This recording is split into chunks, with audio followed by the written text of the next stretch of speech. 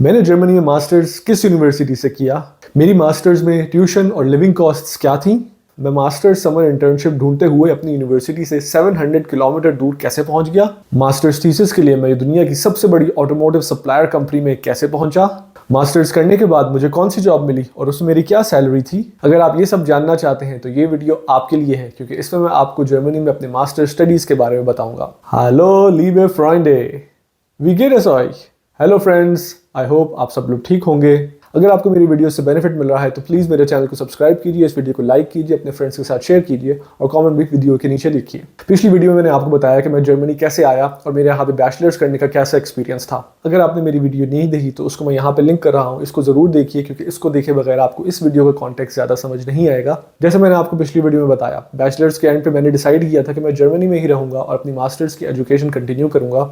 मैं अपनी field electrical engineering में स्पेशलाइज करना चाहता था और अपने आप को जर्मन जॉब मार्केट के लिए बेहतर तरीके से प्रिपेयर करना चाहता था। ऑफ कोर्स जर्मन लैंग्वेज भी इंप्रूव करना मेरा एक गोल था और इसीलिए मैंने प्लान किया कि मैं मास्टर्स करते हुए इन सारे एस्पेक्ट्स पे काम करूं। बैचलर्स के एंड पे ही मुझे जेकब्स यूनिवर्सिटी ब्रेमन से मास्टर्स की एडमिशन ऑफर आ चुकी थी। मास्टर्स की एडमिशन ऑफर में भी मुझे मेरिट स्कॉलरशिप ऑफर हुई और ये 80% थी मेरी ट्यूशन फी की। तो 80% फीस मेरी स्कॉलरशिप कवर कर रही थी, बाकी 20% मुझे खुद से पे करना था। मास्टर्स में जेकब्स यूनिवर्सिटी में 2010 में ईयरली कॉस्ट जो है वो 20,000 यूरोस होती थी, मीनिंग 16,000 यूरोस की मुझे मेरिट स्कॉलरशिप मिली और 4,000 यूरो पर ईयर मुझे खुद से पे करना था। यूनिवर्सिटी में मुझे टीचिंग असिस्टेंट की जॉब ऑफर हो चुकी थी, तो उसके थ्रू मैं अराउंड 300 यूरोस पर मंथ कमा लेता था।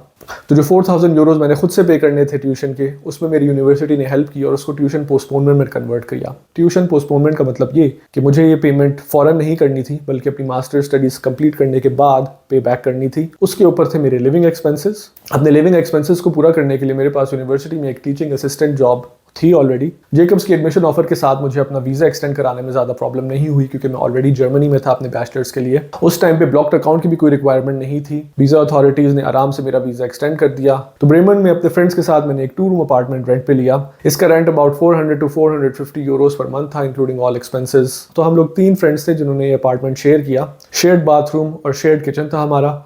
कुकिंग हम लोग मिलकर करते थे और इसके थ्रू अपने लिविंग कॉस्ट को अंडर कंट्रोल रखते थे। तो अपनी ट्यूशन कॉस्ट और लिविंग सिचुएशन तो मैंने आपको बता दी। अब आते हैं इंपॉर्टेंट पॉइंट, जो कि स्टडीज़ है। मास्टर्स में मैंने इलेक्ट्रिकल इंजीनियरिंग में स्पेशलाइज करना था, तो इसके लिए मैंने अपने कोर्सेज इसी हिसाब से चूज़ किए। ज़्यादा टेक्निकल डिटेल में मैं आपको यहाँ पे कंफ्यूज नहीं करूँगा, लेकिन मास्टर्स में मेरे कोर्सेज थे कंप्यूटेशनल इलेक्ट्रोमैग्नेटिक्स के, रेडियो फ्रीक्वेंसी सर्किट डिज़ाइन और एंटेना डिज़ाइन एंड एप्लीकेशंस के।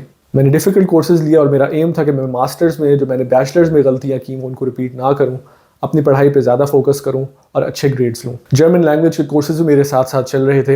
अगर आप इंटरेस्टेड हैं कि मैंने जर्मन लैंग्वेज कैसे सीखी और उसमें मेरा क्या प्रोसेस था, तो इस वीडियो को ज़रूर देखें। इसमें मैंने आपको अपनी जर्मन लैंग्वेज जर्नी की डिटेल इन्फॉर्मेशन शेयर की है। तो ऑफिशियली मैंने अपनी मास्टर्स एजुकेशन सितंबर 2010 में शुरू की।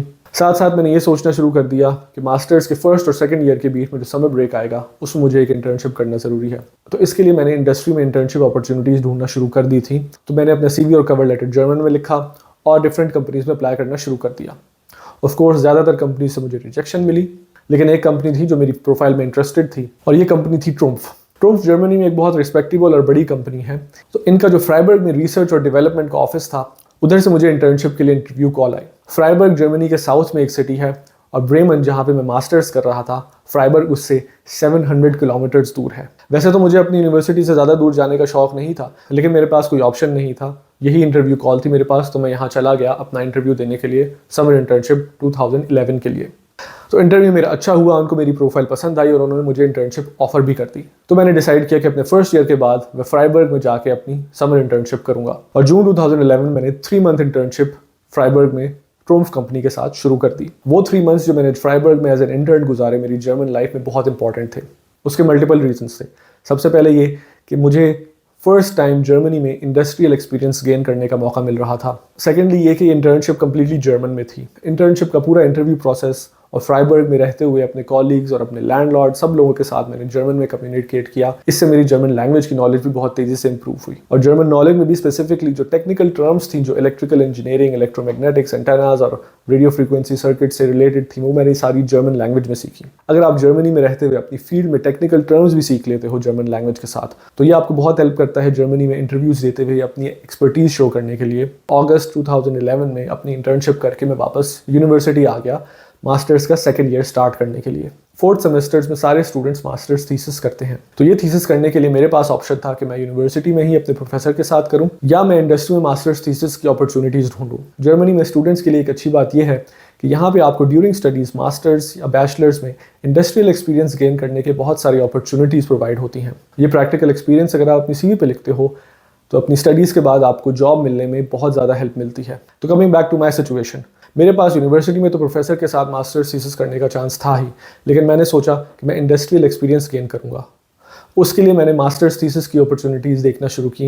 ये लिंक्स मैं आपके साथ जो शेयर कर रहा हूँ ये वो वेबसाइट्स हैं जहाँ पे आपको ये सारी अपॉर्चुनिटीज़ मिल जाएंगी। तो मैंने जब मास्टर्स थीसिस के लिए डिफरेंट कंपनीज़ में अप्लाई किया तो एक कंपनी से मुझे इंटरव्यू की कॉल आई और वो थी बॉश। जर्मनी में अगर आप रैंकिंग्स के हिसाब से देखें तो टॉप कंपनीज़ में कंसिडर होती है बॉश, लेकिन बॉश की लोकेशन भी साउथ ऑफ जर्मनी में थी। बॉश के हेडक्वार्टर्स स्टुटगार्ट में है। तो मास्टर्स थीसिस के इंटरव्यू देने के लिए मैं ब्रेमन से स्टुटगार्ट आया। इंटरव्यू भी अच्छा हुआ, मुझे पोजीशन भी ऑफर हो गई। तो मार्च 2012 में ऑफिशियली मेरी मास्टर्स थीसिस का पीरियड स्टार्ट हुआ बॉश के साथ। ये एक 6 मंथ्स पीरियड था क्योंकि मास्टर्स करते हुए मेरे टेक्निकल कॉन्सेप्ट स्ट्रॉन्ग थे और मास्टर्स थीसिस में मेरा सुपरवाइजर भी बहुत अच्छा था। तो मेरी मास्टर्स थीसिस बहुत सक्सेसफुल थी। तो बॉश में मास्टर्स थीसिस मेरा टेक्निकल काम तो बहुत अच्छा चल रहा था। न सिर्फ जर्मनी बल्कि इंटरनेशनली भी डिफरेंट कंट्रीज से स्टूडेंट्स आए हुए थे बॉश के अंदर अपनी मास्टर्स थीसिस या इंटर्नशिप करने के लिए। तो जो 6 मंथ्स स्टुटगार्ट मैंने मास्टर्स थीसिस स्टूडेंट गुजारे उसमें मैंने इंटरनेशनल स्टूडेंट्स के साथ भी दोस्ती बनाई। ऑफिस के बाद हम लोग डिफरेंट एक्टिविटीज़ करते थे।